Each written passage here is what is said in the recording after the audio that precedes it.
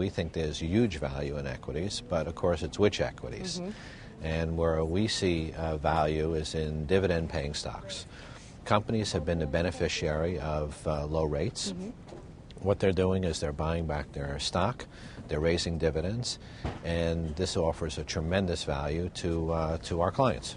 What I see every day on the street reporting is this real tale of two Americas. You've still got the jobs crisis, you still have the bottom falling out of the middle class in many ways, and yet you have companies consistently performing so well. Are you concerned at all, at least when it comes to U.S.-based companies, that there is going to be some pullback?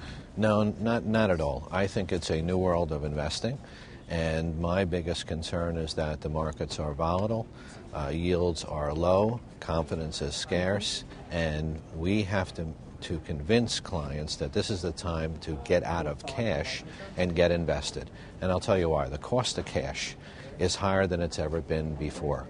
And what people need to focus on is income. There's about $10 trillion in cash that's sitting in banks right now. That is costing the U.S. consumer so much money. And there are a number of ways to offset that. One is through equity dividend stocks, in which you can get 3 to 5%. Or simply just buying equities that have good dividends, and these are names like AT&T and Merck and Pfizer and J&J. People know these names. The second way to do this is to buy high-yield bonds, and high-yield bond funds are yielding 6% when the 10-year Treasury is yielding 2% and money market rates are almost zero. Where does China play into this picture, this new world of investing? China decreasing slightly its growth projection for 2012 to 7.5%. It often beats what it projects. Where does China fit in here? Does this news out of China change your position? Well, China's obviously a very important part of the world. It's going to continue to be a big part of the world and a big part of the growth strategy. But it's only one part of the growth strategy. So again, we think that there's opportunities to invest in China in many different ways. One of the ways to express that would be commodities. If China is going to be half as successful as they believe they're going to be, they're going to need natural resources. So being invested in natural resources is very important. When it comes to gas prices and oil prices right now, it's really all that Main Street is talking about. There's concern about whether gas at this level, and if it keeps increasing, will cause a dramatic consumer pullback, whether that's going to impact the markets. Yes, it matters on Main Street. Does it matter for the market right now? Well, yes. I mean, it's a new world in investing for commodities as well. Gas prices going up and oil prices going up will hurt the economy and make it a slower economy.